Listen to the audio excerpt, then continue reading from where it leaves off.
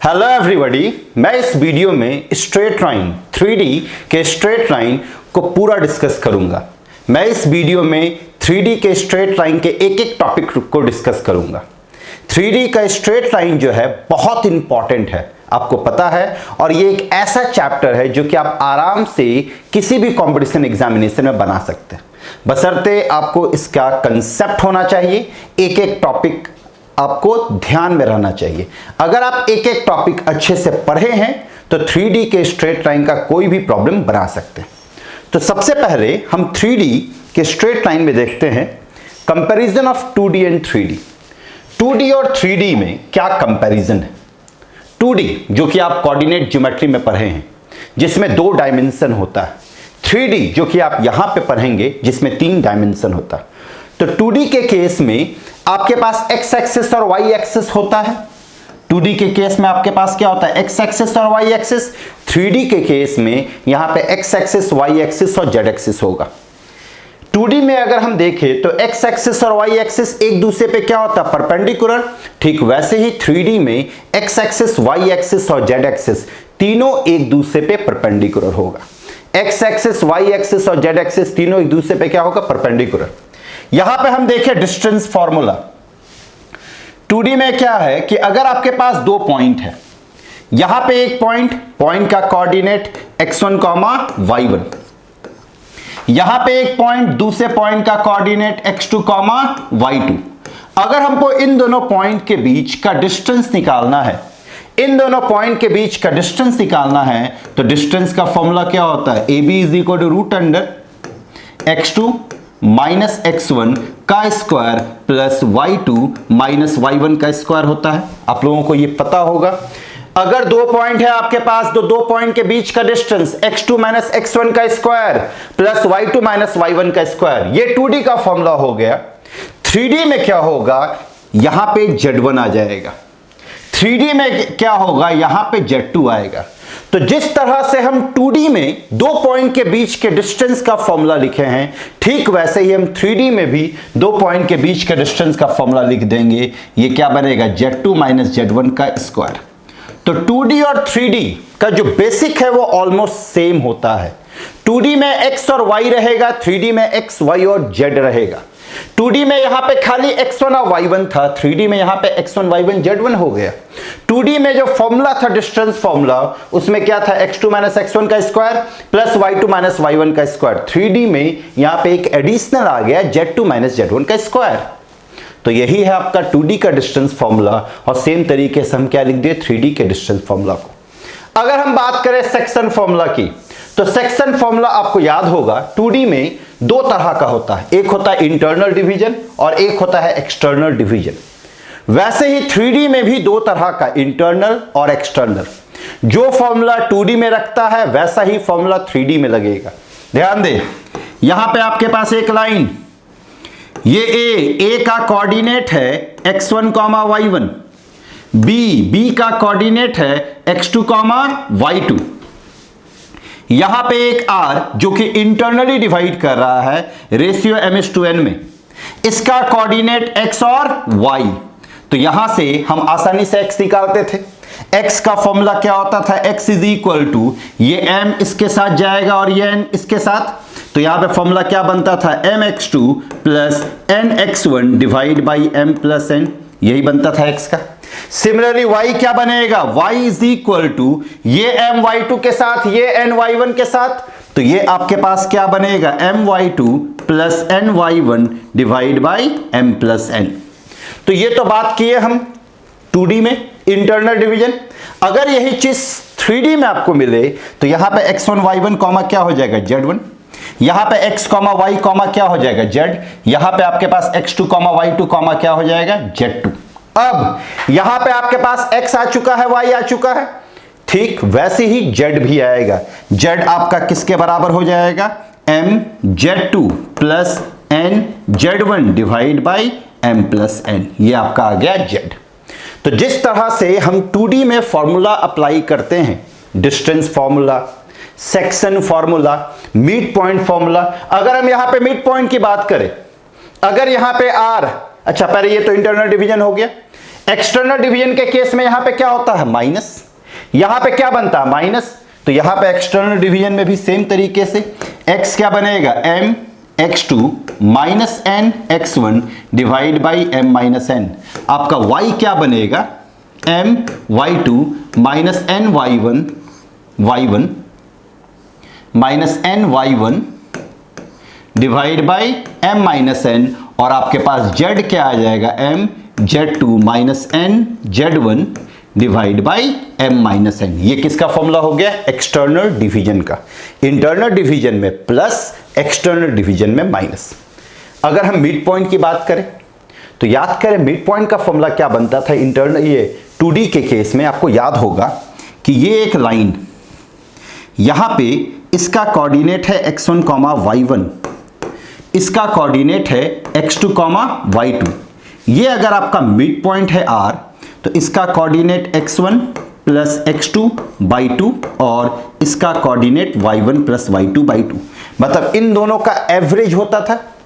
अगर यही चीज 3D में आ जाए, दो पॉइंट के बीच का मिड पॉइंट निकालना हो तो यहां पे आपके पास z1 आ जाएगा, यहां आपके पास z2 आ जाएगा, यहां पे मिड पॉइंट क्या बनेगा z1 प्लस z2 बाई 2। तो ये हो गया आपका मिड पॉइंट फॉर्मूला। तो mid point, distance formula, internal division, external division, ये सब कुछ सेम है 2D की तरह, 2D की तरह ही सेम है। खाली इसमें करना क्या है, z को आपको मतलब z एक्स्ट्रा आ जाएगा, उसको आपको लिखना। तो ये था आपका डिस्टेंस फॉर्मूला और सेक्शन फॉर्मूला की बात। अब हम यहां पे देखते हैं नंबर ऑफ क्वाड्रेंट। ध्यान दें, नंबर ऑफ क्वाड्रेंट। जब आपके पास 2D था तो 2D के केस में आपके पास नंबर ऑफ क्वाड्रेंट क्या होता था 4। ये आपका y एक्सिस, ये आपका x एक्सिस, ये first quadrant, second quadrant, third quadrant और फोर्थ क्वाड्रेंट। यहां पे गौर करें x एक्सिस और y एक्सिस एक दूसरे को कहां पे इंटरसेक्ट किया, ओरिजिन पे इंटरसेक्ट किया। ये आपका पॉजिटिव x है, ये आपका नेगेटिव x, ये आपका पॉजिटिव y और ये आपका क्या है नेगेटिव y। फर्स्ट क्वाड्रेंट आप देख सकते हैं, फर्स्ट क्वाड्रेंट किसके मदद से बन रहा, पॉजिटिव x और पॉजिटिव y के मदद से। तो पॉजिटिव x और पॉजिटिव y के मदद से बन रहा है, तो इसका नाम क्या होता था XY क्वाड्रेंट। सेकंड क्वाड्रेंट आपका किससे मदद से बन रहा है, नेगेटिव x और पॉजिटिव y के मदद से, तो इसका नाम बना XY क्वाड्रेंट। थर्ड क्वाड्रेंट किसके मदद से बना, नेगेटिव x और नेगेटिव y के मदद से, मतलब x' और y', तो ये x' y' क्वाड्रेंट, और ये क्या बनता था XY' क्वाड्रेंट। तो 2D के केस में नंबर ऑफ क्वाड्रेंट आपके पास 4 आया। इस 4 को हम क्या लिख सकते हैं, 2 का स्क्वायर। तो अगर आपके पास 3D है तो इस केस में टोटल नंबर ऑफ क्वाड्रेंट होता है 8। 3D के केस में टोटल नंबर ऑफ क्वाड्रेंट कितना होगा 8। अगर आपके पास 4D है तो इस केस में टोटल नंबर ऑफ क्वाड्रेंट जो होगा 16। अगर इसी तरीके से हम बढ़े और अगर ND की हम बात करें, ND मतलब कोई ऐसा सिस्टम जिसमें n डायमेंशन है, तो उसमें जो नंबर ऑफ क्वाड्रेंट होगा वो 2 का पावर n होगा। अब आप बोलेंगे सर ऐसा कौन सा सिस्टम है जिसमें n डायमेंशन होता है। यस है, हाइपर प्लेन एक है जो कि हायर एजुकेशन में आप पढ़ेंगे। हाइपर प्लेन एक ऐसा सिस्टम है जिसमें n डायमेंशन होता है। हाइपर प्लेन एक ऐसा सिस्टम है जिसमें क्या होता है n डायमेंशन, और उसमें नंबर ऑफ क्वाड्रेंट क्या होगा 2 का पावर n, जहां पे ये n जो है ये n नंबर ऑफ क्वाड्रेंट को दिखाता है। यहां पे गौर करें ये n क्या दिखाता है, नंबर ऑफ डायमेंशन को। n डायमेंशन में टोटल नंबर ऑफ क्वाड्रेंट क्या होगा 2 का पावर n, जहां पे n जो है वो रिप्रेजेंट करता है नंबर ऑफ डायमेंशन। यहां पे आप देखिए 2D था तो 2 का पावर 2 4 बना, यहाँ 3D था तो 2 का पावर 3, 2 का पावर 3 क्या बनता है 4D, तो 2 का पावर 4, 2 का पावर 4 क्या बनता है 16। अगर 5D होगा तो क्या बनेगा 2 का पावर 5 और 2 का पावर 5 क्या होता है 32। तो नंबर ऑफ क्वाड्रेंट कितना होगा 32। तो ये था नंबर ऑफ क्वाड्रेंट का बात। अब हम देखते हैं कि इसमें साइन कन्वेंशन क्या होगा। मतलब साइन कन्वेंशन का मतलब क्या हो गया कि जैसे हम 2D में देखते थे कि फर्स्ट क्वाड्रेंट में दोनों x भी पॉजिटिव y भी पॉजिटिव, सेकेंड क्वाड्रेंट में x negative y positive, third में x negative y negative, fourth में क्या होता था आपका x पॉजिटिव y नेगेटिव। इसमें क्या होता है 3D के केस में, तो 3D में टोटल नंबर ऑफ क्वाड्रेंट कितना होगा 8। इसको इसको लिखते कैसे, सबसे इंपॉर्टेंट ये है। तो 8, इसका एक बहुत आसान सा तरीका हम बता रहे हैं। 8 है, आप 8 का हाफ करें 4, तो 8 का हाफ आया 4, तो आप 4 बार क्या करें, x को लिखें, 4 बार x को लिखें और 4 बार x डैश को लिख दिए। ध्यान दें, मेरे पास टोटल नंबर ऑफ क्वाड्रेंट कितना था, 8, 8 का हाफ किए 4 आया, तो 4 बार हम x को लिखे और 4 बार x डैश को, फिर 4 का हाफ करें 2, तो 2 बार आप y लिखें और 2 बार y डैश, 2 बार y और 2 बार y डैश, ये भी लिख दिए। फिर 2 का हाफ करें 1 आया, मतलब 1 बार z, फिर z dash, z dash, z dash, z और z डैश। ये हो गया 8 क्वाड्रेंट। अब काउंट कर सकते हैं 1 2 3 4 5 6 7 8, तो ये 8 क्वाड्रेंट हुआ। अब 8 क्वाड्रेंट में क्या क्या साइन होगा, ध्यान दें, यहां पे किसी पे भी डैश नहीं है, जिस पे डैश होगा वो नेगेटिव होगा, जो डैश से इंडिपेंडेंट होगा वो पॉजिटिव। यहां पे किसी पे भी डैश नहीं है तो ये सब पॉजिटिव होगा। यहां पे देखिए x, y और z डैश है, तो ये x positive, y positive, z negative. यहां पे क्या है, x positive, y dash negative, z positive. यहां पे देखिए x है तो पॉजिटिव, y डैश है तो नेगेटिव, z डैश है तो नेगेटिव। यहां पे देखिए x डैश है negative, y positive, z positive.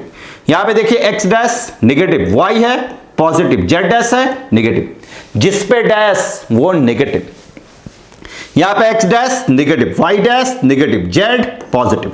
यहां पे x dash negative, y dash negative, z dash negative.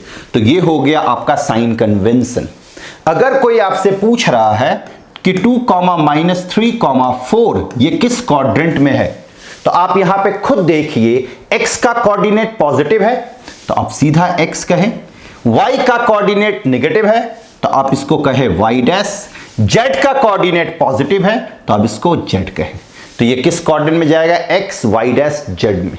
अगर आपके पास -1, -2, 3 है, ये किस क्वाड्रेंट में है, तो आप आसानी से बता सकते हैं, यहां नेगेटिव है तो ये x डैश, ये नेगेटिव तो ये y डैश, और ये पॉजिटिव तो ये z। तो ये किस क्वाड्रेंट में जा रहा है, x dash, y dash, z quadrant में। तो ये था आपका साइन कन्वेंशन। 3D के केस में टोटल 8 क्वाड्रेंट होता है। 8 क्वाड्रेंट में किस किस क्वाड्रेंट का क्या नाम होता है और कौन से क्वाड्रेंट में क्या पॉजिटिव होता है, क्या नेगेटिव, यहां पे हम डिस्कस किए। अब हम यहां पे देखेंगे डायरेक्शन रेशियो क्या होता है। ध्यान दें, 2D, ध्यान दें, 2D और 3D ऑलमोस्ट एक जैसा चलता है। अगर थोड़ा सा आप कंपेयर करके पढ़ेंगे तो आप आसानी से चीजों को समझ पाएंगे। 2D के स्ट्रेट लाइन में, किसी भी स्ट्रेट लाइन का इक्वेशन लिखने के लिए हमको 2 चीजों का जरूरत पड़ता था, एक पॉइंट का और एक स्लोप का, याद होगा। अगर स्लोप आपको पता है m, पॉइंट आपको पता है x1, y1, तो लाइन का इक्वेशन क्या बनता था, y - y1 = m × x - x1। जो काम स्ट्रेट लाइन में स्लोप करता था, जो काम स्ट्रेट लाइन में स्लोप करता है, वही काम 3D के स्ट्रेट लाइन में डायरेक्शन रेशियो और डायरेक्शन कोसाइंस का होता है। याद रखें, जो काम कोऑर्डिनेट ज्योमेट्री 2D में स्लोप का होता है, वही काम 3D में डायरेक्शन रेशियो और डायरेक्शन कोसाइंस का होता है। हर एक लाइन का, 2D में हर एक लाइन का कुछ ना कुछ स्लोप होता है, ठीक वैसे ही 3D में हर एक लाइन का कुछ ना कुछ डायरेक्शन रेशियो होगा और डायरेक्शन कोसाइंस होगा। तो अगर आपसे कोई पूछे डायरेक्शन रेशियो और डायरेक्शन कोसाइंस के बारे में, तो डायरेक्शन रेशियो और डायरेक्शन कोसाइन का बस एक काम है कि वो लाइन का एंगल बताता है x एक्सिस, y एक्सिस और z एक्सिस के साथ। गौर करें, अगर आपके पास r वेक्टर है, ai cap, bj cap, ck cap, अगर ये r वेक्टर किसी पोजीशन वेक्टर को रिप्रेजेंट कर रहा है, तो उस लाइन का जो डायरेक्शन रेशियो होगा वो a b c होगा। मतलब x कंपोनेंट a है, y कंपोनेंट b है, z कंपोनेंट c है। तो जो x कंपोनेंट, y कंपोनेंट और z कंपोनेंट होता है, जो x कंपोनेंट, y कंपोनेंट और z कंपोनेंट होता है, वही डायरेक्शन रेशियो है। लाइन को बनाने में जो x का कंट्रीब्यूशन है, जो y का कंट्रीब्यूशन है, जो z का कंट्रीब्यूशन है, that is the direction ratio. तो r वेक्टर अगर ai cap plus bj cap plus ck cap है तो डायरेक्शन रेशियो क्या हो गया, a, b, c। अगर आपके पास एक लाइन पे 2 पॉइंट दिया हुआ, ध्यान दे, a है x1, y1, z1, b है x2, y2, z2, तो ये एक स्ट्रेट लाइन है। हमको इस स्ट्रेट लाइन का डायरेक्शन रेशियो निकालना है। तो डायरेक्शन रेशियो जो होगा लाइन का वो क्या होगा, कोऑर्डिनेट का डिफरेंस, मतलब ये x2 माइनस x1 देखिए यहां पे, फिर ये y2 माइनस y1, फिर ये z2 माइनस z1। कोऑर्डिनेट का डिफरेंस ही आपका डायरेक्शन रेशियो होता है। कोऑर्डिनेट का डिफरेंस ही आपका क्या होगा, डायरेक्शन रेशियो।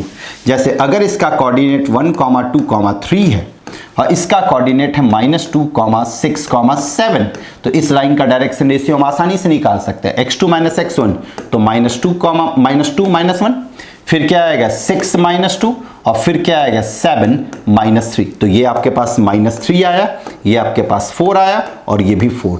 तो -3, 4, 4 इस लाइन का क्या हो जाएगा, डायरेक्शन रेशियो।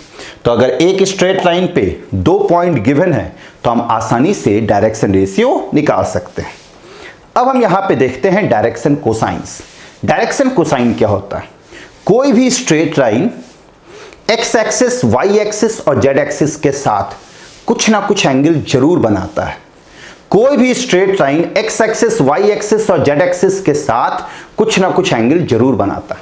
मान लेते हैं कि x एक्सिस के साथ लाइन अल्फा एंगल बना रहा है, y एक्सिस के साथ बीटा और z एक्सिस के साथ गामा। ध्यान दें, लाइन x एक्सिस के साथ कितना एंगल बना रहा है, अल्फा। x एक्सिस के साथ कितना एंगल बना रहा है, अल्फा। y एक्सिस के साथ बीटा और z एक्सिस के साथ गामा। तो cos अल्फा, cos बीटा और cos गामा ये आपका लाइन का डायरेक्शन कोसाइंस कहलाएगा। कोई भी स्ट्रेट लाइन x एक्सिस के साथ एंगल अल्फा, y एक्सिस के साथ बीटा और z एक्सिस के साथ अगर एंगल गामा बना रहा है तो cos alpha, cos beta, cos gamma उस लाइन का डायरेक्शन कोसाइंस कहलाएगा। डायरेक्शन कोसाइंस को हम L, M और N से रिप्रेजेंट करते हैं। तो L आपका क्या हो जाएगा, cos अल्फा, M क्या हो जाएगा, cos बीटा और N क्या हो जाएगा, cos गामा। L, M और N इन तीनों के बीच एक रिलेशन होता है, क्या कि L square plus M square plus N square 1 के बराबर होगा। मतलब कि cos square alpha plus cos square beta plus cos square gamma जो होगा वो 1 होगा। cos square alpha plus cos square beta plus cos square gamma क्या होता है, 1। तो L आपका cos अल्फा हो गया, M आपका cos बीटा हो गया, N आपका cos गामा हो गया। जहां पे L square plus M square plus N square क्या बनेगा, 1। अगर हम L के जगह पे cos अल्फा रखे, M के यहाँ पे cos बीटा, N के यहाँ पे cos गामा, तो cos square alpha plus cos square beta plus cos square gamma क्या होगा, 1। अगर इन तीनों में से कोई एक एंगल आपको पता है, लाइक अल्फा और बीटा पता है, तो इस फॉर्मूला के मदद से हम गामा निकाल सकते हैं। अगर इन सब को हम साइन में चेंज कर दे, मतलब 1 cos स्क्वायर अल्फा है, इसके यहाँ पे 1 माइनस साइन स्क्वायर अल्फा रखे, इसके यहाँ पे 1 माइनस साइन स्क्वायर बीटा, इसके यहाँ पे 1 माइनस साइन स्क्वायर गामा, तो आपके पास एक रिलेशन आ जाएगा sine square alpha plus sine square beta plus sine square gamma, ये आपका 2 के बराबर हो जाएगा। ध्यान दें, cos के टर्म्स में cos square alpha plus cos square beta plus cos square gamma 1 और साइन के टर्म्स में sine square alpha plus sine square beta plus sine square gamma 2 के बराबर होगा। हम यहां पे देखेंगे डायरेक्शन रेशियो और डायरेक्शन कोसाइंस के बीच रिलेशन क्या होता है। डायरेक्शन रेशियो के तो हम देख चुके हैं। डायरेक्शन रेशियो क्या होता है, लाइन को बनाने में जो x का कंट्रीब्यूशन है, जो y का कंट्रीब्यूशन है, जो z का कंट्रीब्यूशन है, वो डायरेक्शन रेशियो था। डायरेक्शन कोसाइंस हम क्या देखें, लाइन जो x एक्सिस, y एक्सिस और z एक्सिस के साथ एंगल बना रहा है तो उसका cos alpha, cos beta, cos gamma direction cosines होगा।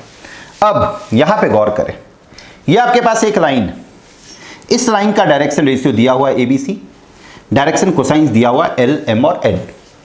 हमको निकालना है डायरेक्शन रेशियो और डायरेक्शन कोसाइंस के बीच रिलेशन। तो रिलेशन होता है L इज इक्वल टू ये A divide by root under इसके स्क्वायर प्लस इसके स्क्वायर प्लस इसका square. a divide by root under A square plus B square plus C square. m आपका होगा b divide by root under A square plus B square plus C square. n आपका होगा c divide by root under A square plus B square plus C square. ये n नहीं है, c square है। तो अगर आपके पास डायरेक्शन रेशियो है, मानिए डायरेक्शन रेशियो 2, 3 और 4 है, तो डायरेक्शन कोसाइंस आप आसानी से निकाल सकते हैं। क्या हो जाएगा? l 2 divide by root under 2 square plus 3 square plus 4 square. उसी तरह से m क्या हो जाएगा? 3 divide by root under 2 square plus 3 square plus 4 square. और n क्या आ जाएगा? 4 divide by root under 2 square plus 3 square plus 4 square. अगर l, m और n आ गया तो आसानी से cos अल्फा आ जाएगा। ये आपका cos अल्फा है तो अल्फा निकल जाएगा cos इनवर्स दिस, बीटा क्या आएगा? cos इनवर्स दिस, और गामा क्या हो जाएगा? cos inverse this. तो ये था आपका रिलेशन किसके बीच? डायरेक्शन रेशियो और डायरेक्शन कोसाइंस के बीच। अब हम यहां पे देखते हैं लाइन का इक्वेशन। जिस तरह से 2D में हम लाइन का इक्वेशन देखते थे, 2D में किसी भी लाइन का इक्वेशन निकालने के लिए हमको दो चीजों का जरूरत पड़ता था। किसका? स्लोप का और पॉइंट का। हम अभी आपको क्या बताएं कि जो काम 2D में स्लोप करता है वही काम 3D में डायरेक्शन रेशियो और डायरेक्शन कोसाइंस करता है, राइट? तो यहां पे गौर करें, हमको equation of the line passing through a given point, हमको लाइन का इक्वेशन चाहिए जो एक पॉइंट से पास कर रहा and having given direction ratio. मतलब लाइन पे एक पॉइंट आपको पता है x1, y1, z1 और लाइन का डायरेक्शन रेशियो पता है। तो अगर पॉइंट पता हो और डायरेक्शन रेशियो पता हो, पॉइंट पता हो और डायरेक्शन रेशियो पता हो, तो लाइन का इक्वेशन बनता है x minus x1 by a, y minus y1 by b और z minus z1 by c। यहां पे x1, y1 और z1 आपका पॉइंट है और a, b, c क्या है? Direction ratio. तो लाइन का इक्वेशन अगर निकालना है तो पॉइंट पता होना चाहिए, डायरेक्शन रेशियो पता होना चाहिए। पॉइंट अगर पता है, डायरेक्शन रेशियो पता है, तो लाइन का equation x minus x1 by a, y minus y1 by b और z minus z1 by c। यहां पे लाइन का इक्वेशन दो तरीके से पढ़ते हैं, एक कार्टेशियन फॉर्म में और एक वेक्टर फॉर्म में। हम यहां पे कोई भी चीजों को दो तरीके से पढ़ेंगे, कार्टेशियन फॉर्म और वेक्टर फॉर्म। कार्टेशियन फॉर्म क्या होता है? जो i कैप, j कैप और k कैप से इंडिपेंडेंट हो, और वेक्टर फॉर्म जिसमें i कैप, j कैप और k कैप का इन्वॉल्वमेंट हो। तो गौर करें, कार्टेशियन फॉर्म में लाइन का इक्वेशन ये हुआ, वेक्टर फॉर्म में लाइन का इक्वेशन होता r vector is equal to r1 vector plus lambda m vector. इन दोनों को अगर हम गौर से देखें तो यहां पे x1, y1 और z1 पॉइंट का काम कर रहा है, यहां पे पॉइंट के लिए r1 वेक्टर है। यहां पे r1 वेक्टर जो है आप देख सकते हैं, यहां पे r1 वेक्टर आपका क्या है? x1 i cap, y1 j cap, z1 k cap. मतलब ये जो r1 वेक्टर है ये इस पॉइंट के मदद से बना है, और ये जो m वेक्टर है, जो लैम्डा के साथ जो वेक्टर है, वो इस डायरेक्शन रेशियो के मदद से बना। देखिए m वेक्टर क्या है? a i cap, b j cap, c k cap. तो पॉइंट के लिए r1 वेक्टर, डायरेक्शन के लिए, रेशियो के लिए m वेक्टर। m वेक्टर किसके साथ होगा? लैम्डा के साथ। अगर आपके पास कोई एक लाइन है x माइनस 1 बाई 2, फिर इधर है y माइनस 2 बाई 3 और इधर है z माइनस 3 बाई 4। अगर इसको वेक्टर फॉर्म में लिखना हो तो कैसे लिखेंगे? r vector. अब देखिए यहां पे पॉइंट कौन है? 1, 2 और 3 है। तो 1, 2 और 3 है तो ये पॉइंट में आएगा i cap, 2 j cap plus 3 k cap plus lambda times. अब बताइए यहां पे डायरेक्शन रेशियो कौन है? 2, 3, 4 है। तो 2, 3, 4 है तो इसको हम लिखेंगे 2i cap plus 3j cap plus 4k cap. तो जो लैम्डा के साथ होगा वो डायरेक्शन का काम करेगा, जो लैम्डा के साथ नहीं होगा वो पोजीशन वेक्टर का काम करेगा। तो लाइन का इक्वेशन हम दो फॉर्म में देखें, एक कार्टेशियन फॉर्म और एक वेक्टर फॉर्म। अगर पॉइंट पता है, डायरेक्शन रेशियो पता है, तो लाइन का इक्वेशन कार्टेशियन फॉर्म में ये हुआ, और वेक्टर फॉर्म में क्या हो गया? r vector is equal to r1 vector plus lambda m vector. अब 2D में अगर एक स्ट्रेट लाइन पे दो पॉइंट पता होता था तो हम आराम से लाइन का इक्वेशन निकालते थे। दो पॉइंट की मदद से क्या निकालते थे? स्लोप।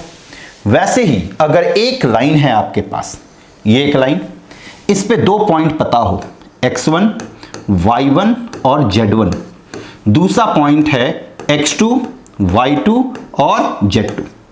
गौर करें, अभी हम प्रीवियस स्लाइड में क्या पढ़े हैं formula, x minus x1 by A, y minus y1 by B और z minus z1 by C, यही पर है।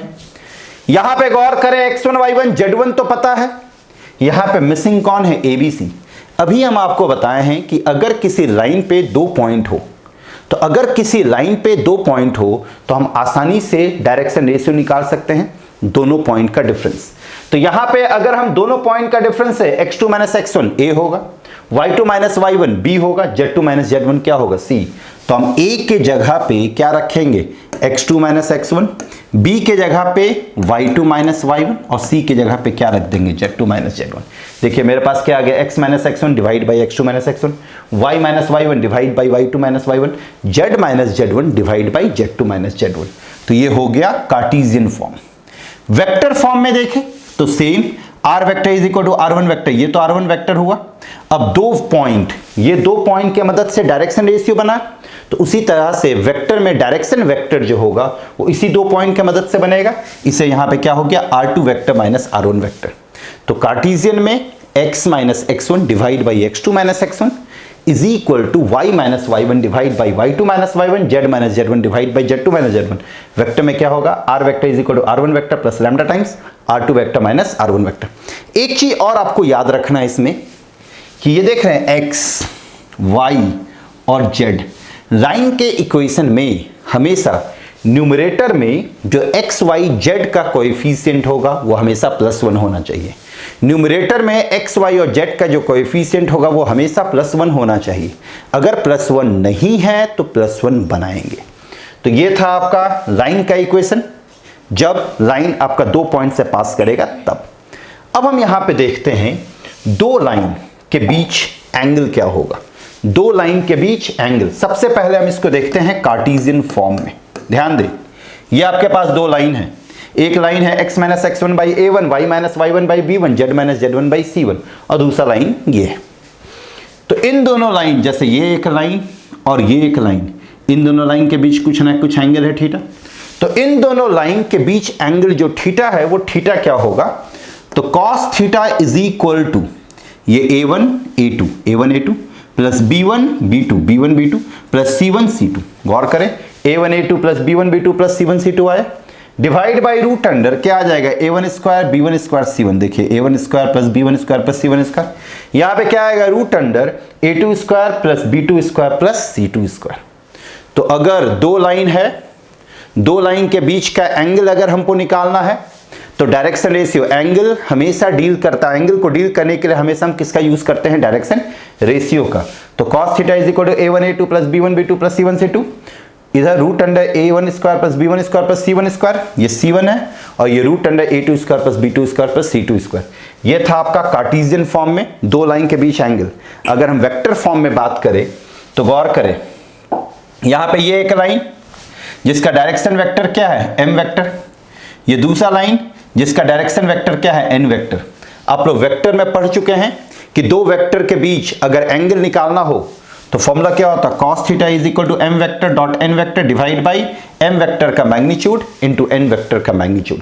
तो ये 2 लाइन के बीच अगर हमको एंगल निकालना हो वेक्टर फॉर्म में, तो ये लैम्डा के साथ जो होगा वो डायरेक्शन वेक्टर होगा, म्यू के साथ जो वो डायरेक्शन वेक्टर है। तो m vector dot n vector divide by m vector का मैग्नीट्यूड और n वेक्टर का मैग्नीट्यूड।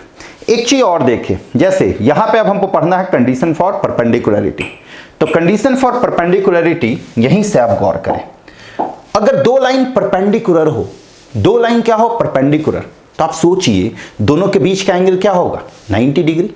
तो दोनों के बीच का एंगल अगर 90 डिग्री है तो थीटा के यहाँ पे क्या रखेंगे, 90।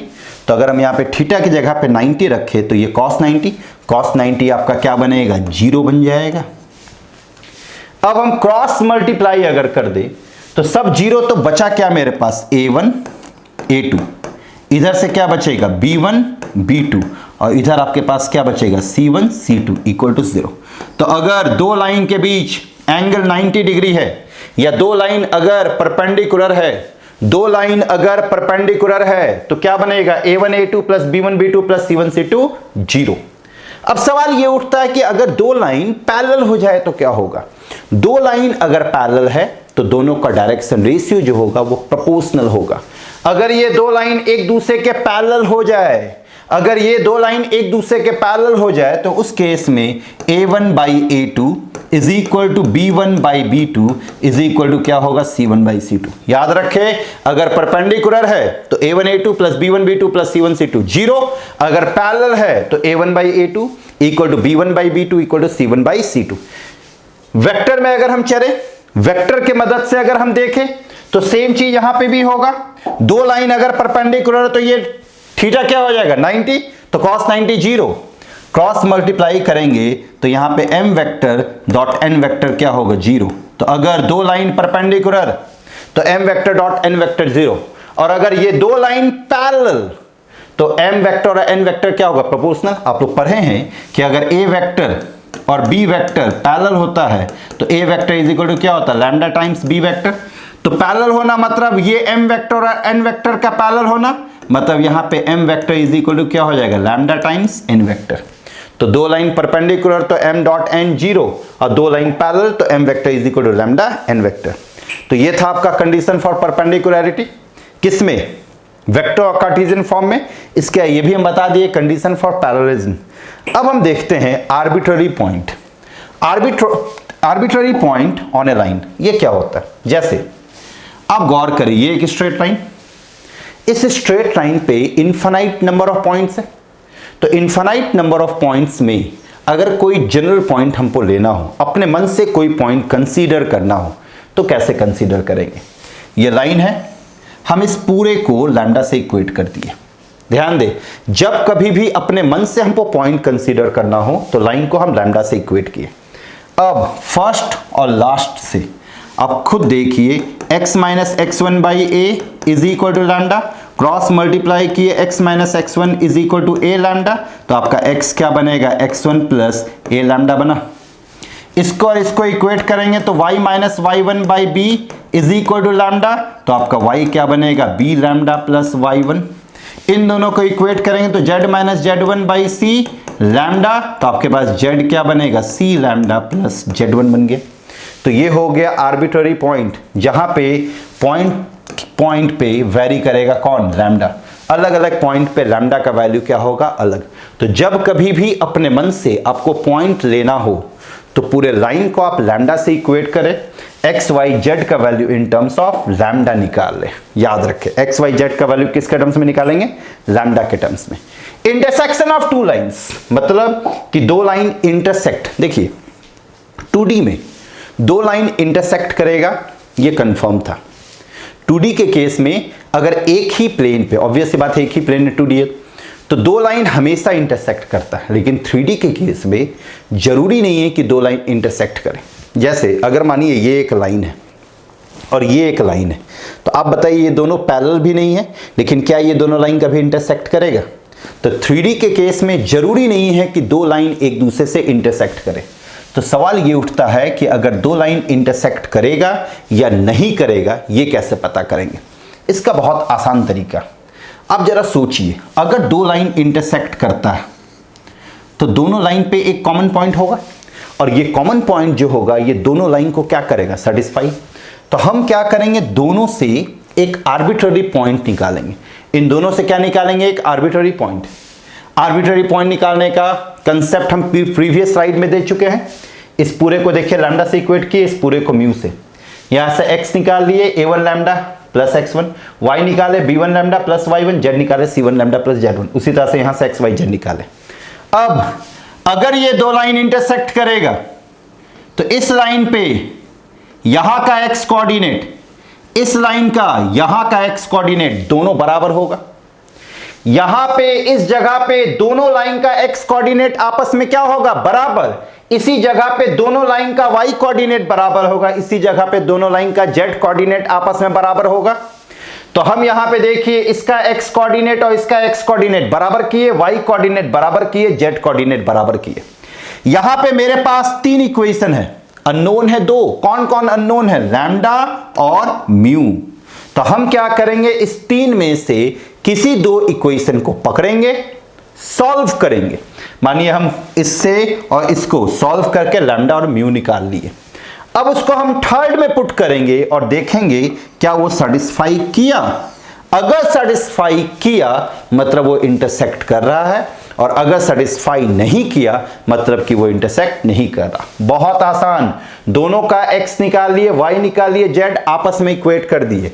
तीन इक्वेशन बना, कोई दो इक्वेशन को पकड़ के लैम्डा और म्यू निकाले, उसको थर्ड में पुट किए। अगर सेटिस्फाई किया मतलब कि इंटरसेक्टिंग है, और अगर नहीं किया सेटिस्फाई मतलब वो नॉन इंटरसेक्टिंग है। और अगर इंटरसेक्टिंग है तो पॉइंट ऑफ इंटरसेक्शन निकालना होगा। लैम्डा भी आपके पास है, म्यू भी आपके पास है, इसमें लैम्डा रख दे, एक्स वाई जेड कोऑर्डिनेट आ जाएगा, या फिर इसमें म्यू रख दे, एक्स वाई जेड कोऑर्डिनेट आ जाएगा। तो ये था आपका पॉइंट ऑफ इंटरसेक्शन का कंसेप्ट। पॉइंट ऑफ इंटरसेक्शन हम कैसे निकालते हैं, तो ये हम देख लिए।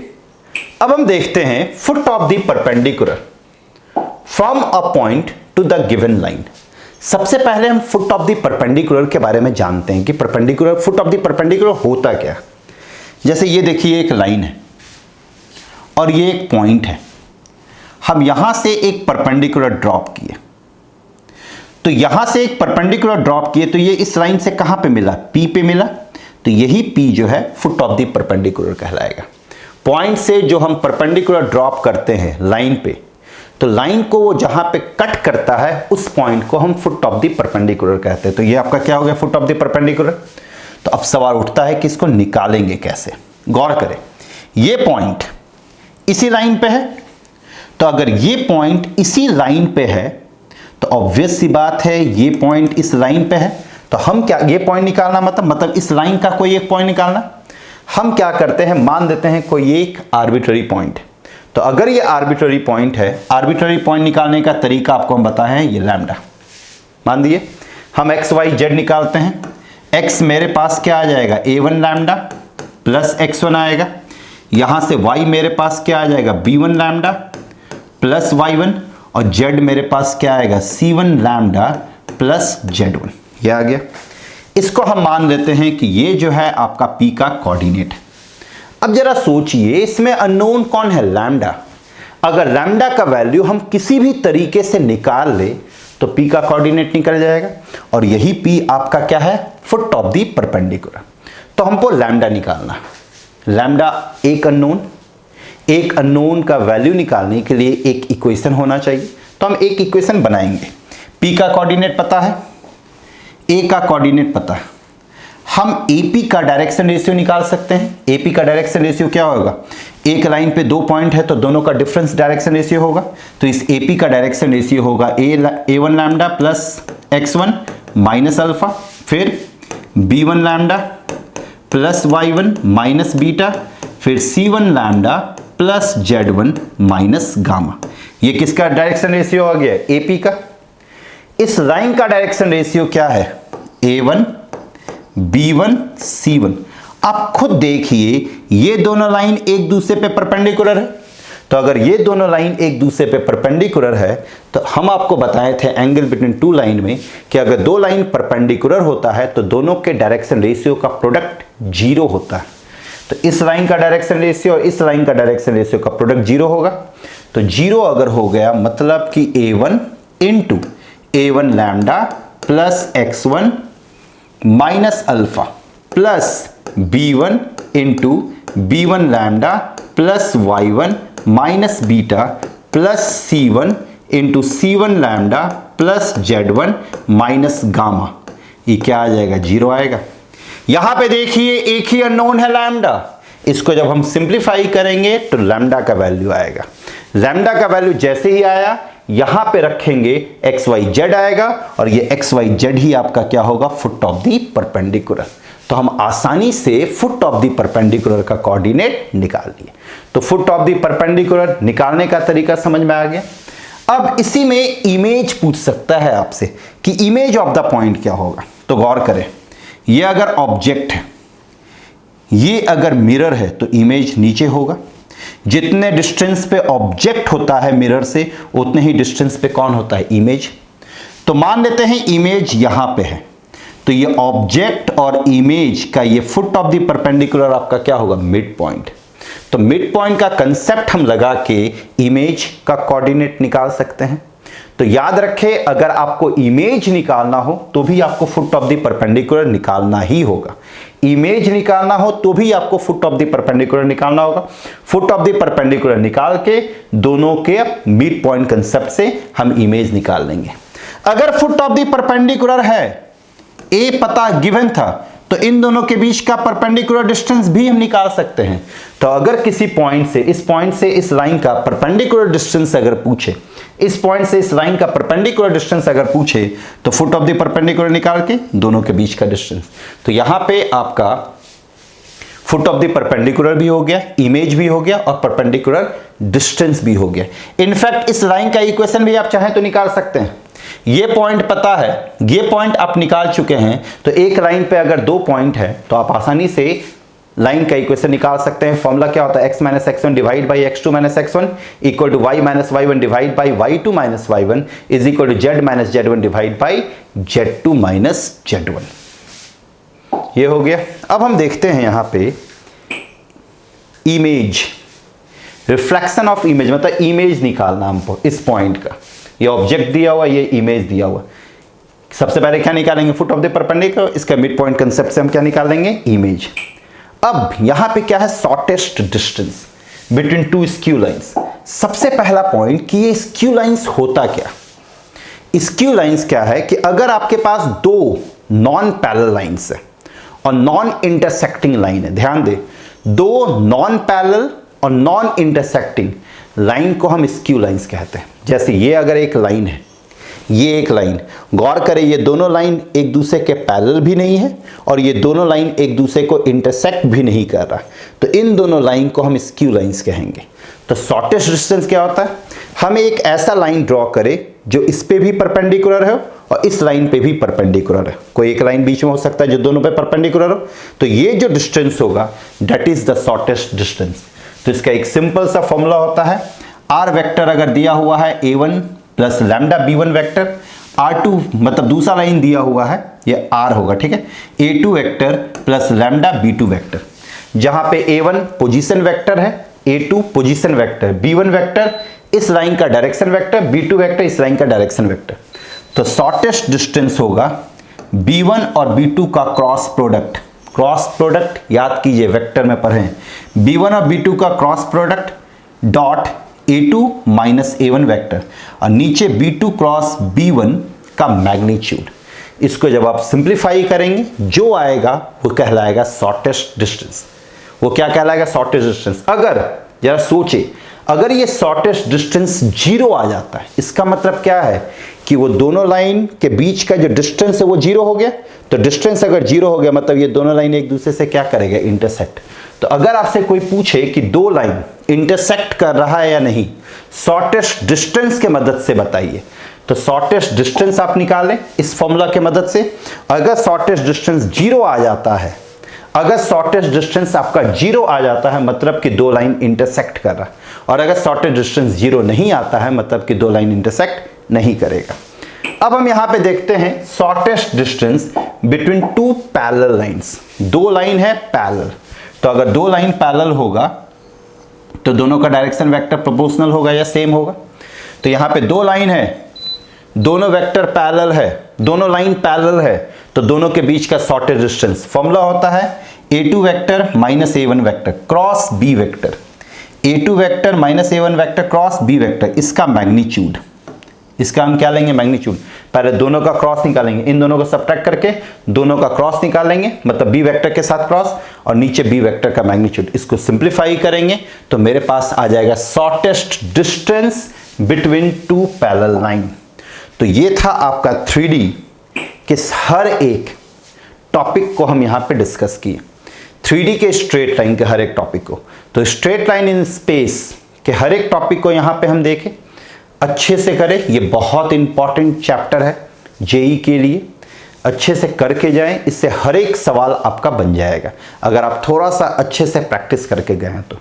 अगर आपको कोई कंफ्यूजन है इसके बावजूद भी, तो आप लोग कमेंट बॉक्स पे कमेंट कर सकते हैं। Thank you very much.